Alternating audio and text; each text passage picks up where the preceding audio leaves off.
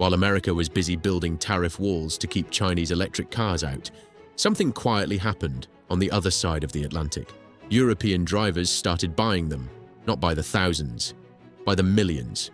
And the brands they were buying were not the ones anyone expected. They were Chinese. This is the story of how BYD went from almost invisible to one of the fastest growing car brands in Europe. And if you think this is just a car story, you are not looking at the full picture yet. To understand how we got here, you have to go back to 2020. At that point, BYD was mostly known inside China. They made electric buses, city vehicles, and affordable family cars for Chinese buyers. Outside of China, the name meant almost nothing.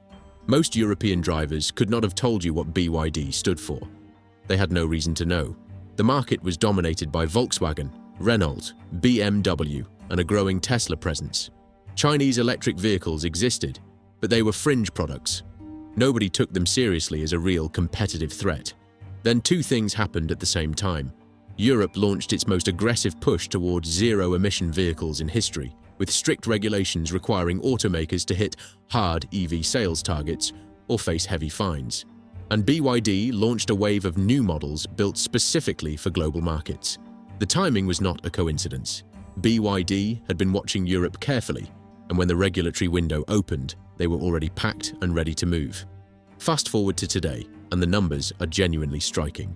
Chinese electric vehicle brands, including Tesla, which relies heavily on its Shanghai gigafactory for European exports, now account for roughly 15% of all EV sales across Europe.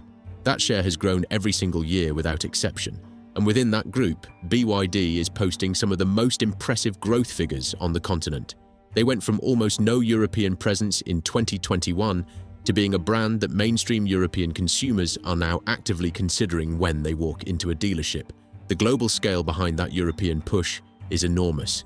In 2025, BYD shipped over 1 million vehicles to markets outside of China. That figure alone would have seemed like a wild fantasy just 4 years ago.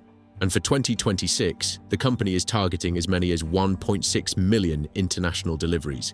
To put that in perspective, that is more than some entire national auto industries produce in a year. BYD is not nibbling at the edges of the global market. They are taking large bites out of it. Here is where the story gets really interesting. The reason BYD is growing in Europe, but not in America, is not about the quality of the cars. Anyone who has sat in a BYD Atto 3 or driven a Han EV will tell you these are genuinely impressive vehicles. The reason is trade policy, pure and simple. The United States slapped a full 100% tariff on Chinese electric vehicles. That effectively doubles the sticker price the moment a car crosses the border and makes it almost impossible to compete on value with domestic brands. The wall is high enough that even a car as cost-efficient as BYD cannot climb it and still offer a compelling price on American lots. Europe chose a different path. After a lengthy investigation into Chinese government subsidies for EV manufacturers, the European Union did raise tariffs on Chinese EVs in 2024, adding between 17% and 35% depending on the brand, on top of existing duties. That was not nothing. But it was not a 100% wall either. And BYD vehicles, even with those extra costs priced in, still land in European showrooms at figures that make comparable local models look expensive. The tariff slowed things down. It did not stop them. But BYD has not just accepted tariffs as a permanent cost of doing business in Europe. They have built a strategy around eliminating them entirely. The company is currently constructing a manufacturing facility in Hungary that will produce cars directly for the European market. Once that factory is running, those vehicles will be locally assembled. They will not be subject to import tariffs at all, because technically they will not be imports. They will be European-made cars. It is the same move that Japanese automakers like Toyota and Honda made decades ago when they built factories in America to get around US import restrictions. BYD studied the playbook and is running it in reverse, and Hungary is only the beginning. BYD is also building or has announced manufacturing plants in Brazil, Turkey, and Thailand. Each of those locations serves a specific regional market, and each one is positioned to sidestep local trade barriers. This is not a company scrambling to respond to tariffs after the fact. This is a company that mapped out global trade policy, identified every barrier, and built a factory on the other side of each one.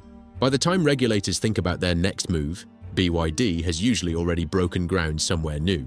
Most people watching this story focus on the cars themselves, but here is the detail that goes mostly unnoticed and is arguably more important than any single model launch. Chinese manufacturers currently supply approximately 90% of the batteries used in electric vehicles sold across Europe. Read that number carefully. 9 out of every 10 EV batteries in Europe right now come from Chinese companies. CATL, which is BYD's main competitor in the battery supply space, has already opened a factory in Germany. If you want to go deeper on CATL and how they became the world's most powerful battery company, we covered that story in detail on this channel. Link in the description. BYD's own blade battery technology, one of the safest and most energy-dense lithium iron phosphate designs on the market, is powering vehicles sold across the entire continent. What that means in practice is that even when a European automaker sells you an electric car wearing a German or French badge, there is a very strong chance the most important and most expensive component inside it was designed and manufactured by a Chinese company. Europe is committing heavily to the electric transition, but the supply chain powering that transition flows almost entirely through China. Policymakers in Brussels are starting to pay attention to this dependency, but changing it will take years of investment that European battery startups are only beginning to make. Here is the part that catches most people off guard. The common assumption is that Chinese EVs are a threat to the budget end of the market. Cheap cars for people who cannot afford European quality. That assumption is completely wrong. BYD is not targeting one segment. They are targeting the entire market from top to bottom simultaneously. The Seagull is their entry-level city car that costs less than a decent used vehicle in most countries. The Atto 3 is a mainstream mid-size SUV competing directly with the Volkswagen ID.4 and the Hyundai Tucson. The Han is a full luxury sedan that BMW and Mercedes executives are reportedly watching very closely. And it is worth knowing that the man responsible for BYD's design direction is Wolfgang Egger, who has been their director of design since 2017 after spending years at Alfa Romeo, Audi and Lamborghini. When people ask why these cars look so good for the price, that resume is a big part of the answer. And then there is Zeekr. That brand is owned by Geely, the same Chinese automotive group that also owns Volvo and Polestar. Zeekr is building grand touring vehicles with over 1,200 horsepower, premium interiors using Nappa leather and Yamaha audio systems, and price tags that are still significantly lower than a comparable Porsche Taycan or BMW i7. The message from the Chinese auto industry to European luxury brands is not just that they can build affordable cars.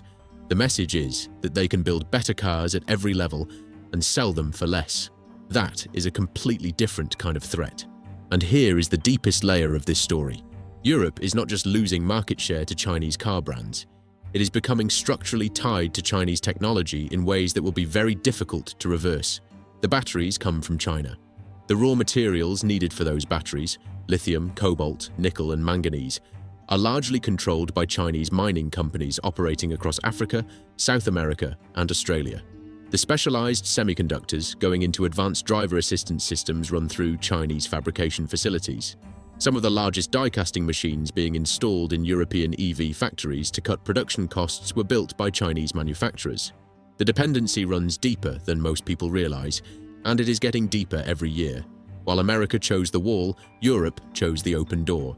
Both approaches come with serious consequences. The American wall keeps the cheap cars out, but does nothing to close the technology gap or build domestic battery capacity any faster. The European open door lets the best products compete freely, but risks surrendering control of the technology stack that powers the future of transportation.